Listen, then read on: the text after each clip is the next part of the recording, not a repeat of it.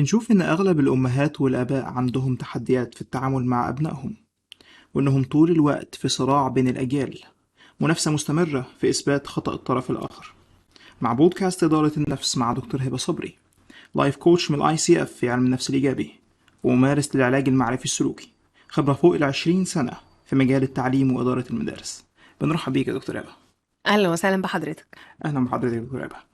من الشائع في مجتمعاتنا إن في مشاكل كبيرة جدا ما بين المراهقين والآباء والأمهات، وإن دايما في صراع مستمر، مين الصح ومين الغلط. دي حقيقة فعلا. الصراع كبير، واتصور ان الصراع ده ناتج من فكرة ان كان زمان الناس بتربي وهم اللي كانوا مسؤولين عن التربية لوحدهم. دلوقتي مدخلات التربية كتير قوي. يكفينا السوشيال ميديا والديفرنت ابليكيشنز او الابليكيشن المختلف اللي الولاد بيسمعوه والميديا اللي بتدخل لهم بقت تساهم بشكل سلبي للأسف في تربيتهم. مم. فالحقيقة الأهل بيتعرضوا لضغط كبير من الموضوع ده، لأن أنا بربي أولادي على طريقة معينة وعلى قواعد معينة، وأنا بتعرض لمجتمع واسع وكبير بيدخل لي رومز أو غرف مختلفة عن اللي أنا ربيت ابني عليها من السوشيال ميديا. طيب، عظيم جدا. قبل ما نشوف تأثير السوشيال ميديا على المراهقين ونشوف تأثيره كمان على المجتمع، حابين بس نعرف يعني إيه أصلا مراهقة، وإيه صفاتهم وسماتهم. الحقيقة سبب من الأسباب الكبيرة لمشاكل المراهقين مع الآباء والأمهات إن الآباء والأمهات القائمين على التربية هم يجهلوا المرحلة دي وإيه سمات المرحلة دي. يعني خليني أقول لك، لو أنا هشتري جهاز جديد في بيتي فأنا محتاجة أقرأ الكتالوج بتاعه مم. علشان أعرف يعني أشغل الجهاز ده. فما بالك إن أنت بتتعامل مع إنسان، بتتعامل مع مرحلة عمرية مختلفة. فإحنا محتاجين إن إحنا نولي للتربية مقام وأولوية في حياتنا. إن أنا جاي بربي شخص طالع للمجتمع، أبسط حقوقه عليا إن أنا أبقى عارف سمات المرحلة دي بتتسم بإيه، علشان أضعف الإيمان ما خدش الأمر بشخصنة. يعني لو احنا اتكلمنا تفصيليا عن مرحلة المراهقة، لو اتكلمنا عن الكي الأساسية أو السمة الأساسية في هذه المرحلة هي الخبط السلطة. مم. إن المراهق بيخبط في السلطة أيا كانت، مدرس، أب، أم، أي شخص قائم على التربية. هو عنده فكرة إن أنا بريزست أو بقاوم مفهوم السلطة. لو أنا على سبيل المثال مدرس في الكلاس وأنا مش فاهم المرحلة دي بسماتها بتتكلم في ايه، فانا هاخد الامر بشخصنه وكانه بيخبط فيا انا كشخص. فسمات المراهقه محتاجين ان احنا نتعرف عليها.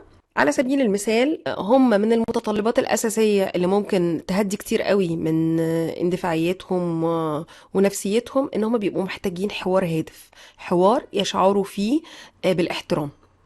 يمكن الريسيرشز كمان او الابحاث بينت لنا ان المراهق اللي بيعاني في البيئة بتاعته من عدم وجود علاقة طيبة او حوار بيتسمع فيه بيبقى اكثر عرضة ان هو ياخد مخدرات او ان هو يكتئب.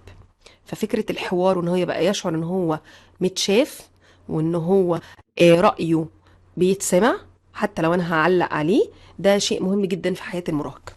طيب، هو في هنا جزء مهم جدا، احنا بنتكلم على الحوار وأهميته ما بين الآباء والأمهات وكمان بين المراهقين.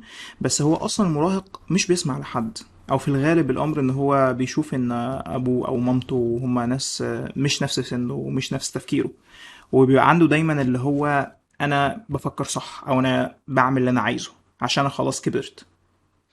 لا، هو احنا محتاجين يعني نكمل الجملة. هو مش بيسمع لحد اللي هو مين بقى؟ مين صفات الحد ده؟ الحد اللي مش بيحترمني، الحد اللي بيقلل مني، الحد اللي بيحسسني ان انا شخص تافه وان انا عيل صغير ما بفهمش اي حاجة في الدنيا، الحد اللي بيلزمني بحاجة من غير ما يبقى فاهم وجهة نظري فيها. فعلا المراهق ما بيسمعش الاشخاص دول، لكن الاشخاص اللي بتحسسهم ان انت شخص كبير ليك وجهة نظر تحترم، في حوار رايح جاي ما بيني وما بينك، في طرفين في العلاقة مش طرف واحد، لا هو بيسمع كويس قوي وبيقدر الشخص ده. بل بالعكس، الشخص ده بيبقى شخص كمان مؤثر في حياته جدا. يعني نقدر نقول إن تربية المراهق هي تربية تبادلية. زي ما الأهل بيربوا أولادهم، الأولاد كمان بيساهموا في تربية آبائهم وأمهاتهم. بالطريقة وبالتعامل، وإن بيخليهم ياخدوا معلومات أكتر عن المرحلة دي، فبالتالي بيتعاملوا بشكل أفضل بحيث إن يقللوا مساحة الريزيستنس. مظبوط كده؟ خليني اقول لك ان يعني طرفيا لازم اقول ان الشخص اللي بيربي لازم يكون متربي الاول. هم. واعني بالجملة دي ان انا لو بتكلم مع ابني وبقول له لا انت ما ينفعش تغضب بالطريقة دي، هو قبل ما انا اقول له كده انا لازم اكون بعمل كده. لان التربية الحقيقة بالفعل مش بالكلام. ما ي- موديلنج. بالظبط موديلنج، بالظبط نمذجة. هو لازم بيكون بيشوفني، وده التأثير الأقوى، ده التأثير اللي هو بنسبة 90%. أنا مش هينفع أقول له طول الوقت صلي صلي والتزم بالصلاة وأنا غير ملتزم بالصلاة. أنا ما ينفعش أقول له إن أنت لازم تكرم الضيف وأنا شخص بتأفف من ضيوفي لما بيجوا. ما ينفعش أبقى شخص أجريسيف في ردود أفعالي أو عنيف وأطلب منه الهدوء. فهي الفكرة بتبدأ وتنتهي من الأهل برضو، يعني لأن هم خلينا نقول البيئة المحيطة بالمراهق أو بالطفل بشكل عام. عظيم. يعني نقدر نقول إن الأهل قبل ما يربوا أبنائهم هم محتاجين، أو هم من أشد الناس احتياجا للتربية. طيب إحنا ممكن نفهم يعني إزاي أكون متربي وإزاي أربي في المرحلة دي تحديدا من العمر؟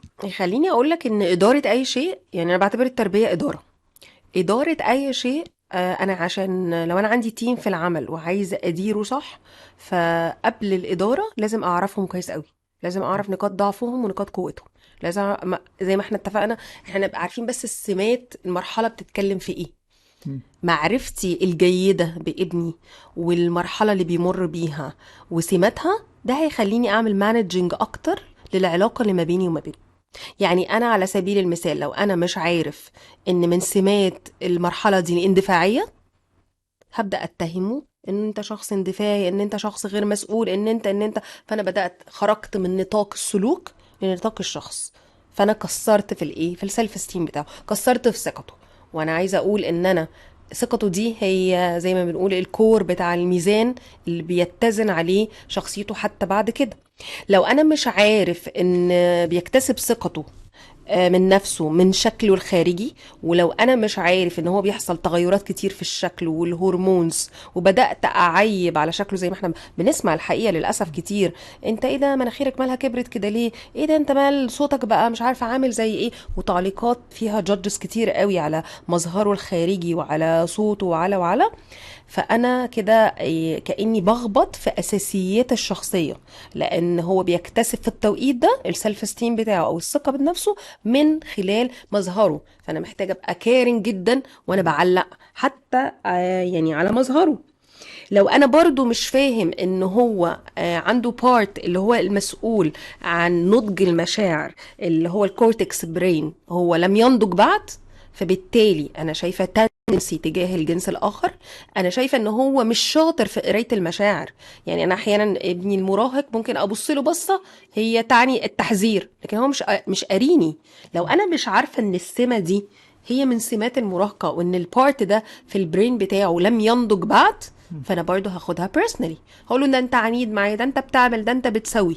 فاذا معرفه الشيء بتخليني اكثر تقديرا واكثر احتواء ليه من دايما الصراع والخبط اللي احنا دايما بيننا وبين اولاد. عظيم. يعني احنا نقدر نقول ان الاهل من المهم جدا ان هم يبقوا عارفين كويس قوي يعني ايه مراهقة، لان الصدام نقدر نقول ان هو بيجي من الجهل او من قلة المعرفة. طبعا طبعا الصدام في كل شيء بيجي من الجهل. الوعي بالشيء بيزيد علمي بالامر، بيزيد ادارتي ليه، بيزيد رحمتي في التعامل. طيب بالنسبة للجزء الخاص بالمشكلات بتاعتهم والصعوبات، طيب بعض الأهل ممكن يكونوا عارفين الكلام ده وواعيين بيه، فبالتالي الطفل أو الشاب المراهق والشابة المراهقة قادرين يتعاملوا مع المجتمع بشكل صحي. طب بالنسبة للأسر الغير صحية أو اللي الأهل كانوا بيجهلوا فيها أهمية مرحلة المراهقة وحصل فيها نقدر نقول زي دامج كده أو مشاكل وتنمر ويعني مشاكل في الثقة بالنفس وغيرها، ازاي احنا نقدر نرصد هذه المشكلات جوه الأسرة، وازاي ننبه الأهل عليها، وكمان ازاي نتعامل معاها؟ يعني خليني اقول ان احنا دورنا يمكن في المؤسسات التعليمية، وده بنشوفه كتير قوي، ان احنا بنشوف مشاكل العنف، بنشوف مشاكل التنمر، بنشوف مشاكل عدم الثقة بالنفس. كل ده بيبقى الحقيقة ناتج من البيت. دور المؤسسات التعليمية، خليني هايلايت على الحتة دي قوي. أغلبية المدارس بتقدم خدمات تعليمية، اليوتيوب دلوقتي بيقدم خدمات تعليمية، لكن اللي أنا بنادي بيه الحقيقة في المدارس كلها إن إحنا محتاجين نلقي الضوء على الصحة النفسية لأولادنا، لأن الصحة النفسية والاستثمار فيها هو الاستثمار الأمثل الحقيقة. لأن أنا لو طلعت طالب أو شخص مش واقف على أرض صلبة زي ما بنقول للمجتمع، هو مش هيقدر يفيد نفسه ولا هيفيد المجتمع اللي احنا فيه.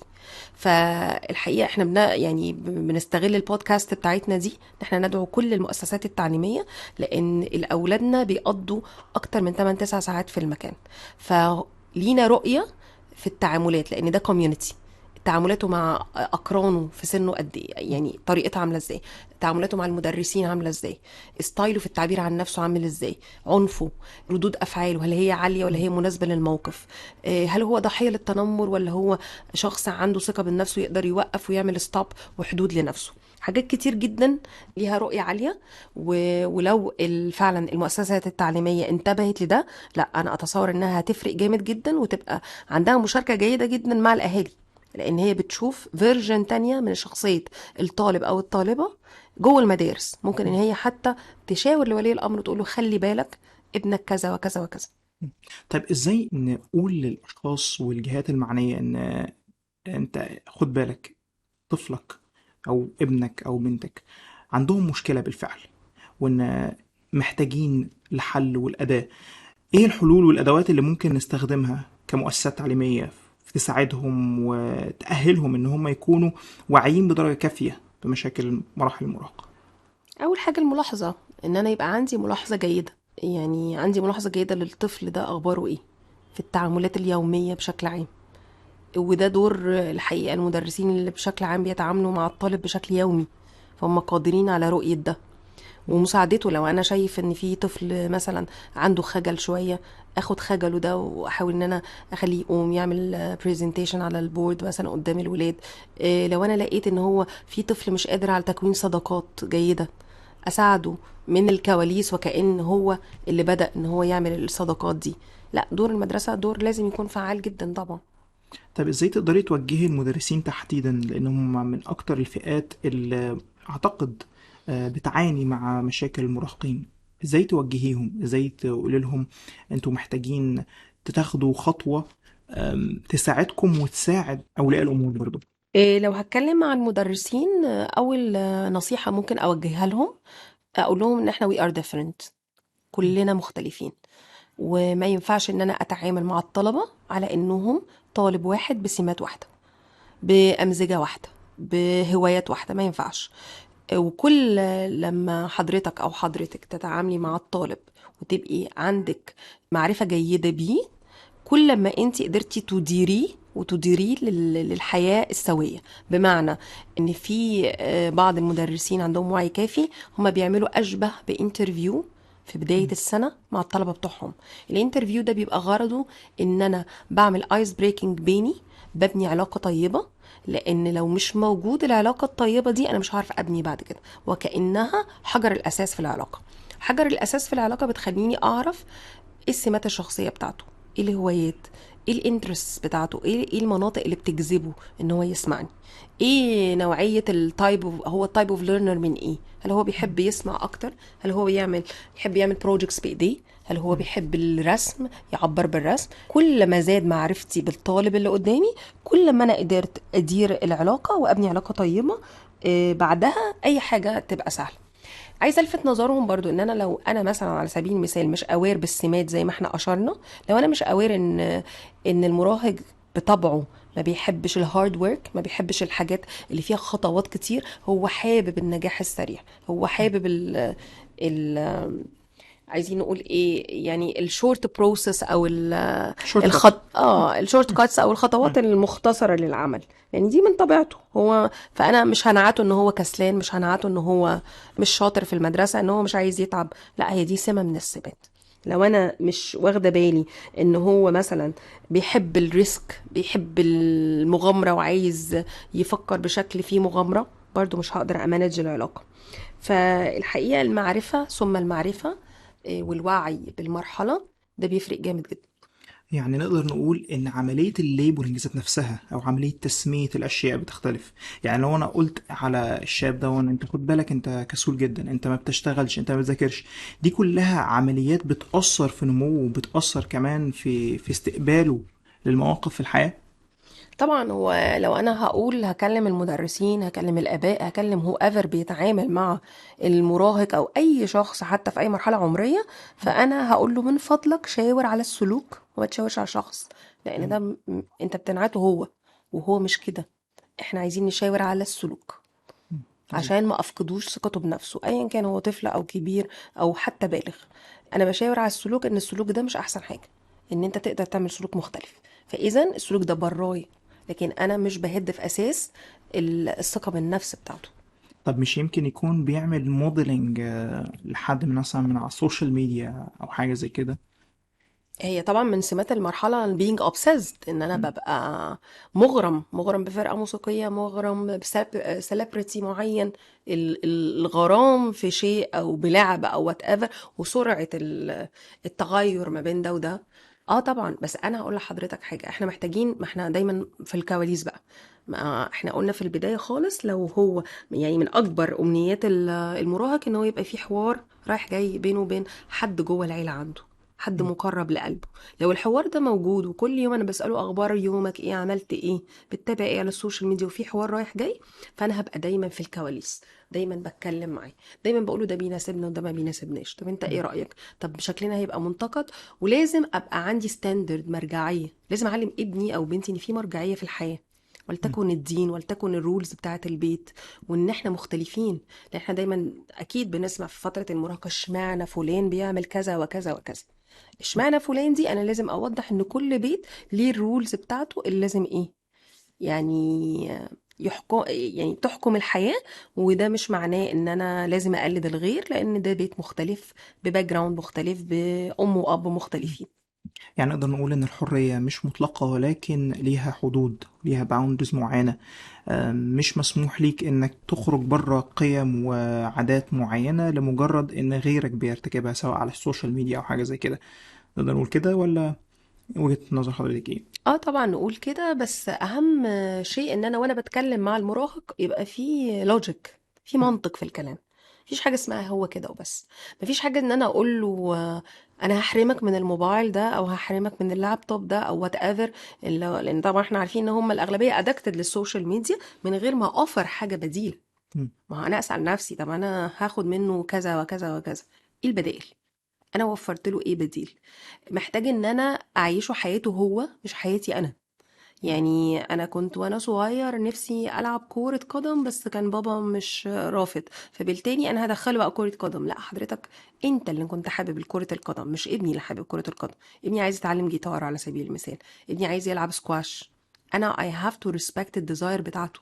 مم. مش انا مش ببني له حياته هو على حياتي انا، او بحقق في امنياتي انا. اولادنا مش ارث لينا، اولادنا مش ملكية خاصة. أنت بتبنيهم مش بتبني ليهم. مظبوط كده؟ طبعا طبعا، مم.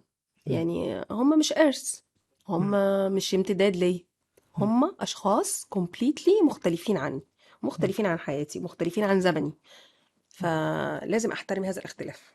بنشكر حضرتك جدا يا دكتور هبة، ونتمنى إن شاء الله نشوف حضرتك في الحلقات الجاية، وانتظرونا إن شاء الله مع إدارة النفس مع دكتور هبة صبري. شكرا لحضرتك. مع السلامة.